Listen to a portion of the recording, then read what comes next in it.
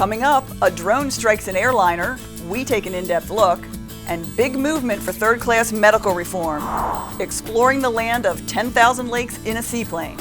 And I'm Tom Haynes at Aero Friedrichshafen in Germany, where things are literally electric. We'll have a report on the biggest general aviation show in Europe. AOPA Live this week begins in just a moment. There are many important things to consider before purchasing an aircraft. Let the experts at Aerospace Reports help guide you through the process. We combine expert knowledge with our long-standing commitment to personalized customer service to perfect your transaction. Learn more at aerospacereports.com.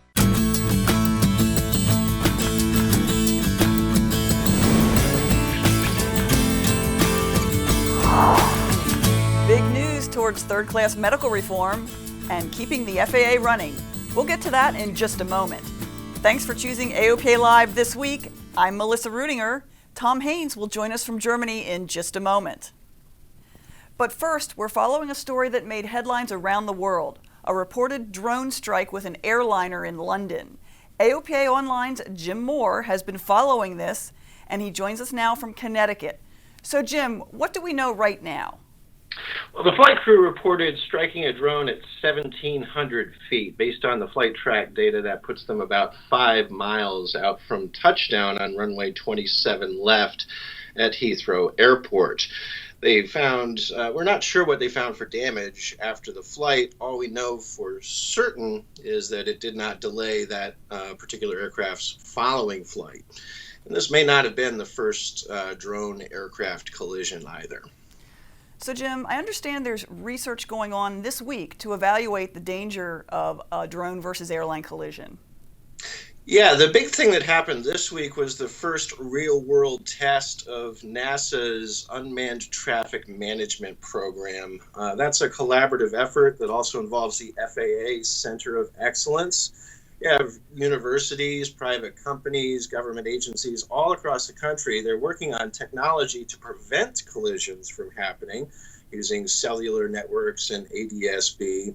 They're also working to study what the worst case scenario actually would be. That requires some pretty complicated work building computer simulations because it's very expensive to crash drones into running turbofans, for example.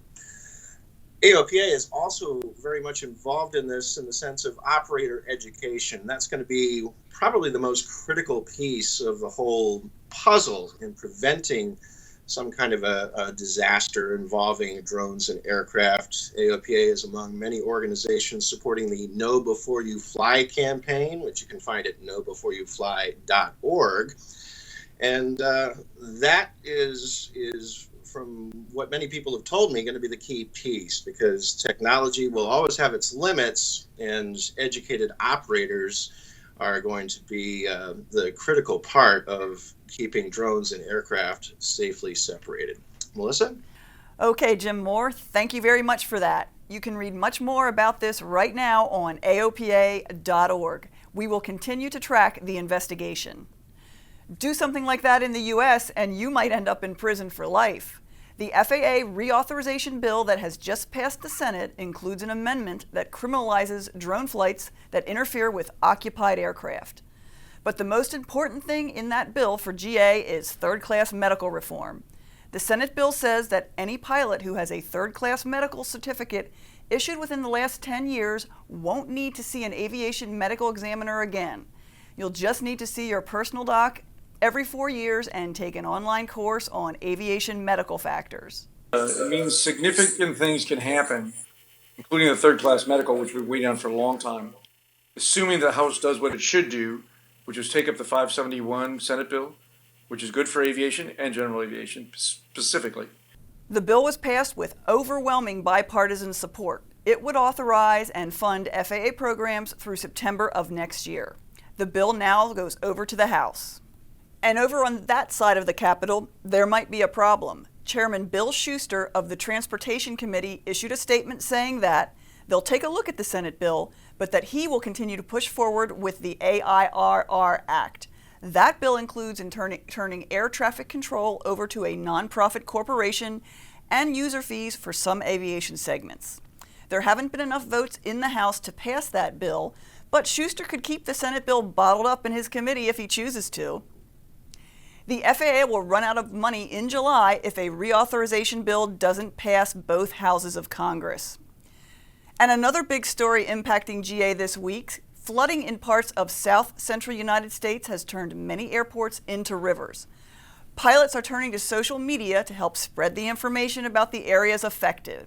AOPA Live's Paul Harrop has been in touch with many of them, and he joins us live in the studio. So, Paul, what's the latest? Yeah, Melissa, as we record this Thursday morning, a number of places in Texas and Oklahoma are underwater. Take a look at the National Weather Service river observations map. Areas in orange are flooded. The red dots are moderate flooding.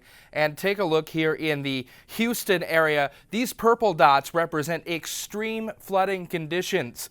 You can see that the purple dots are pretty numerous down there in the Houston area up to the north of the metro area. Let's show you what this looks like for pilots in that area. These pictures coming in from AOPA Ambassador Pat Brown. You can really see the waters covering a lot of the area. These photos come from Hooks Airport. You can see the water made it clear into those T-hangars. No word on any losses, but local pilots say they're already planning to spend a lot of time repacking those wheel bearings.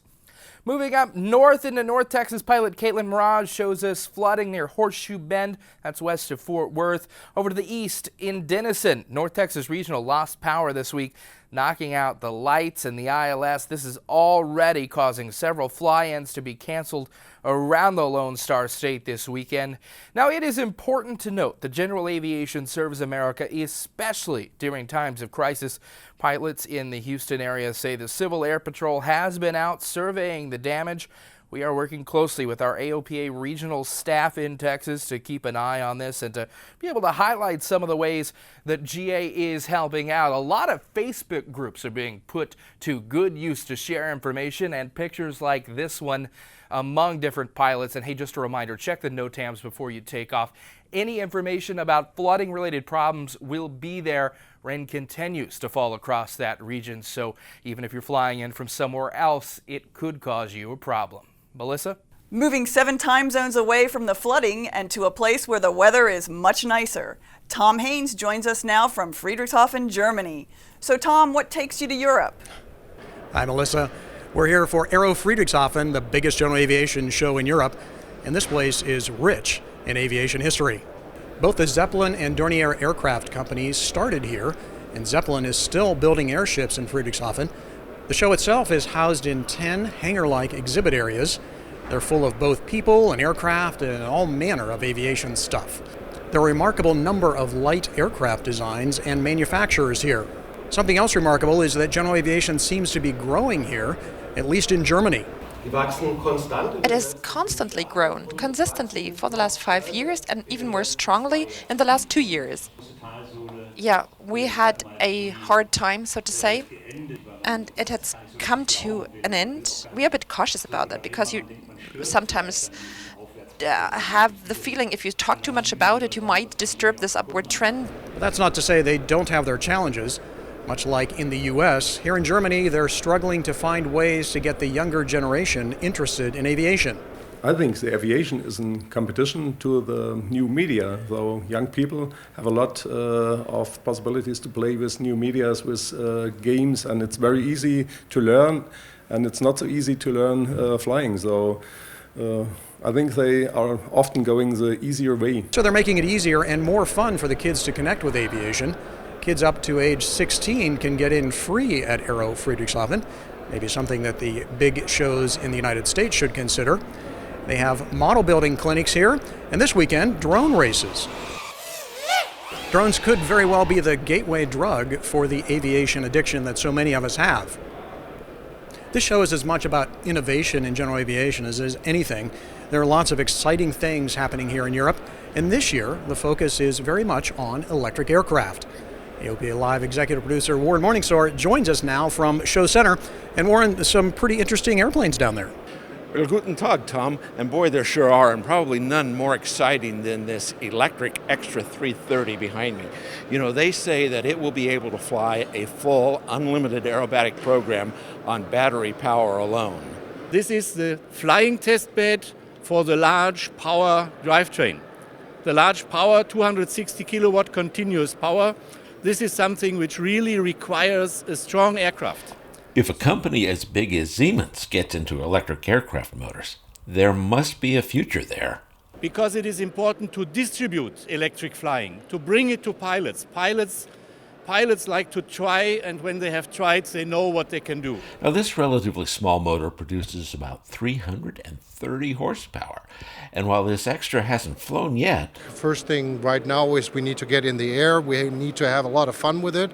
There's aerobatic-wise a lot of maneuvers that come up that so far we are unknown of, and it's also for us very interesting to find out where this will go, where aerobatics will go with such a power plant. But they say it could be a serious contender in unlimited aerobatic competition. It is meant for the 5-minute unlimited program at full power, packed into a 20-minute flight, which allows you to climb out, to go in a holding, wait until the box is free, go into the box, do the 5 minutes, thereafter go back for landing. Siemens has already flown a smaller motor in the Magnus E-Fusion.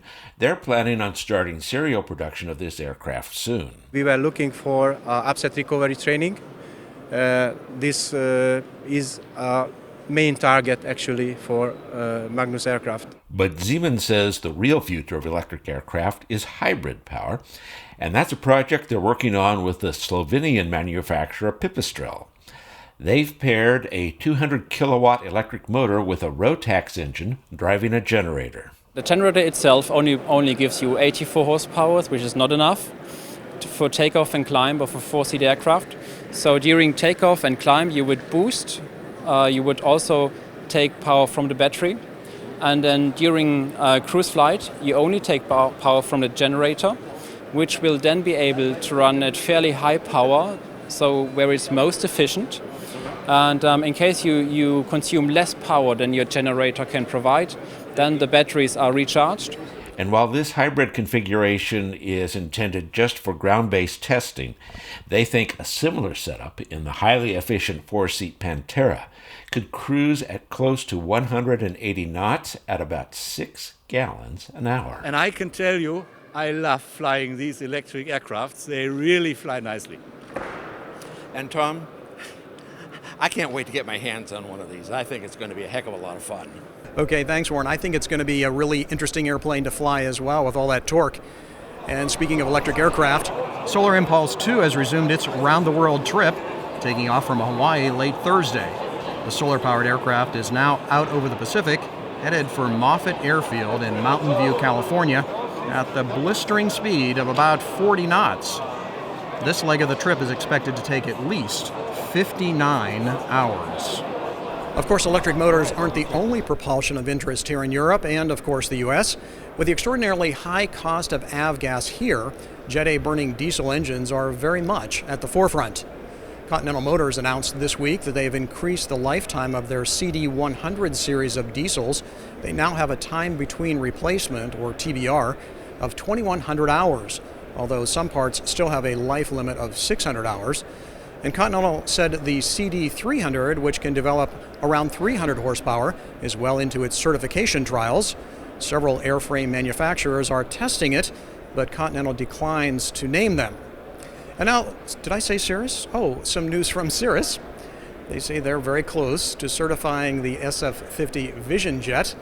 We're wrapping up document submittals to the FAA. We've had, obviously, there's hundreds and thousands of reports, drawings that have to be submitted, and the majority of all those have been.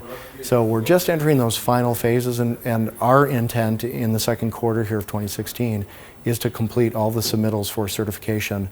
And we've already started production, but we're keeping that at a sort of a low level until we're past certification, and then we'll focus on the production ramp up. Cirrus expects to have its type certificate from the FAA by the middle of this year. Already there are personal jets rolling down the production line in Duluth. Cirrus says it has about 600 orders. It'll deliver about 50 aircraft in the first 12 months of full production. Well, Honda Aircraft delivered its first European Honda jet this week. It went to Rhineland Air Service, a Honda jet dealer. They'll use it as a demonstrator. Honda expects European certification of the Honda jet next month. And Piper's not to be outdone. It expects the FAA to certify the M600 turboprop single early in the third quarter of this year. Piper told journalists here in Friedrichshafen that 8 FAA flight test engineers are flying the plane this week, and Piper has lowered the price on many of its piston models, including a $50,000 reduction for the Seneca 5 piston twin. You can custom order yours today for that very low price of $979,000. And while most everything is inside here at Aero, there are a few aircraft outside, including this VTOL Bonanza, resting here for a few days before taking off to tackle the world. Why are you flying around the world? As I can. We first met Adrian Eichhorn back at our Frederick, Maryland headquarters, where he was getting his VTOL Bonanza ready for a trip around the world. Now he's on the European legs of his global circumnavigation with a several-day stay here in Friedrichshafen. Something I've always thought about doing, and I think this turning 60 made me realize that I need to do it now while I have my health and also while I can share the adventure with people after. I don't know that there's any one specific reason other than the fact that we have the freedom to do so. And I have an airplane that, with a few mods, was capable of doing the trip as well. His original flight plan was to fly over Greenland to Iceland and then to Ireland, but his ground advisors determined winds and weather instead favored him going directly to the Azores. And the modified VTOL, which can carry up to 100 gallons in each wingtip tank, has more than enough range to do that. I thought I would be bored to tears once I coasted out with just making a few position reports, but I can tell you I worked the entire way.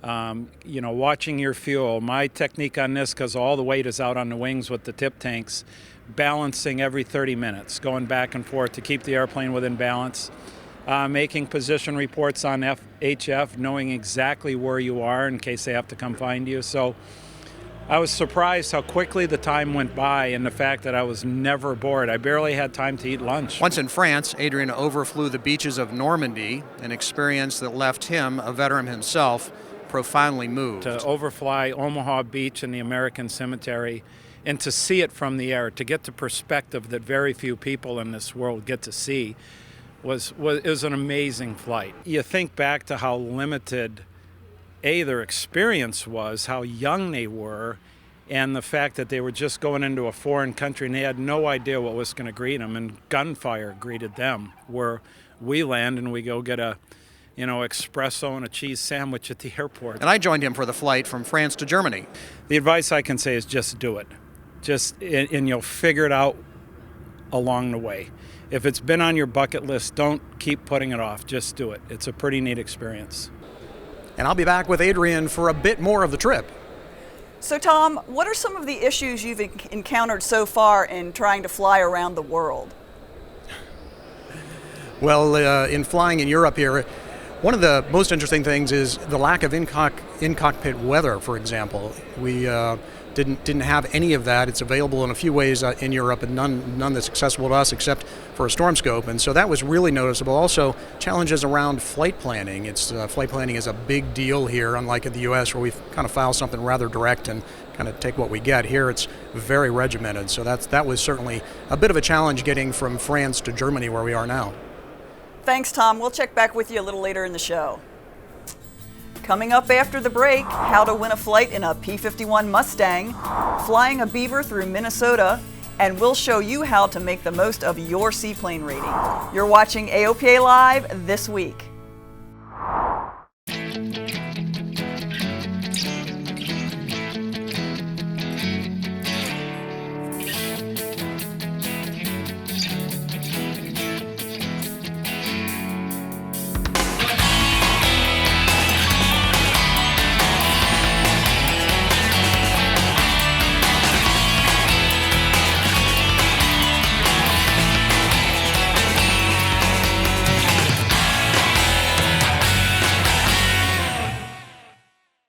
Welcome back. The Red Bull Air Race is picking back up this week in beautiful Spielberg, Austria. The race is wide open as the top 3 rated pilots place far from the podium in Abu Dhabi. AOPA Ambassador Mike Goulian is hoping to build on his momentum after a solid 5th place finish coming into this race. Spielberg is a special challenge for Austrian native Hannes Arch, who will be fighting to come back from 10th place. We will have the results on next week's show. AOPA's photo contest is off to a strong start, but we want even more of your photos. You have until May 15th to submit your photos at aopa.org/photo contest. At the site, you can also see the photos uploaded so far. Would you like to fly in a P-51 Mustang? I know I would. What if you also got a free trip to Sun and Fun and the family got to experience Kissimmee, Florida and all it has to offer? Oh, and it raises money for aerospace education. It's the Icemaker Raffle, and you can get in on the action, which is supported by Sun and Fun, Stallion 51, and Experience Kissimmee. All proceeds benefit Sun and Fun's Aerospace Center for Excellence. Find out more and buy tickets at the address on your screen. And let's go back to Germany one more time and Tom Haynes at Aero Friedrichshafen. Tom, any other impressions of the show? Well, Melissa, as I said earlier, this is an indoor show. Everything under these big arched roofs, climate controlled, nice places to eat, clean restrooms. In fact, even the camping is indoors. That's right. For a nominal fee, you can pitch your tent in hangar A7, almost all the comforts of home. And this caught my eye, a turboprop Cessna 172. That's right. Check engine maker PBS has installed its turboprop TP100 engine in the Cessna airframe. Little engine develops about 250 horsepower and perhaps answers the question we don't think anybody has yet asked. And finally, ever wondered why the French Robin has bent wings? Well, to get it through the door, of course. These guys struggled for quite a bit to maneuver the airplane past the obstacle and into the exhibit area. It did fit, and nothing else was bent when it was all said and done. And that's it from Germany. Back to you in Frederick. Thanks, Tom. Appreciate the report. Looks like you're having fun. We are.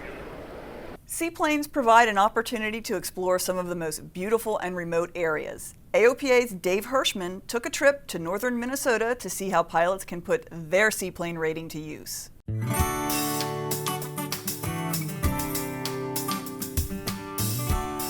A float plane rating is the most fun of all pilot qualifications, but it can also be a dead end. There are few places newly minted float plane pilots can go to rent one, so once the check ride is complete, the doors to float plane flying close at the very moment they should be opening. But there are ways for occasional float plane pilots to expand their skills and take part in adventures that are only accessible by float planes. Brian Skanke of Adventure Seaplanes near Minneapolis leads guided float plane tours of his native Minnesota and far beyond. Well, instead of buying an airplane, which is a very expensive venture, you can fly into Minneapolis Airport or fly your own airplane in and come join us on one of our northern Minnesota flying tours. Pilots gain real-world float plane experience, and they can then rent seaplanes ranging from a Cessna 172 to a de Havilland Beaver for their own excursions. On a real northern adventure in Minnesota, you learn beaching of airplanes, docks that are totally different than probably what you've seen at some of the other places where you've done your training. It's a real world of float flying is what you learn flying up here. On this trip, we start out at Surfside Seaplane Base and head north over the deep blue water of Lake Superior, then on to Hungry Jack Lake and Hungry Jack Lodge near the Boundary Waters, a vast wilderness area on the Canada border. Hungry Jack Lodge is probably one of my favorite places in northern Minnesota. So for the people, there's a little bit of everything to do here. The lodge is probably one of the best run, best kept lodges that you'll find anywhere. From there, we fly northwest along the Canadian border to Crane Lake and settle in at Nelson's Resort. We secure the airplanes on a sheltered beach about 100 feet from the cabins where we'll spend the night. It's an ideal setup, made even better with the addition of a campfire and a spectacular sunset. Getting the float plane rating is fun and challenging, but the possibilities it opens up are endless. Dave Hirschman, AOPA Live.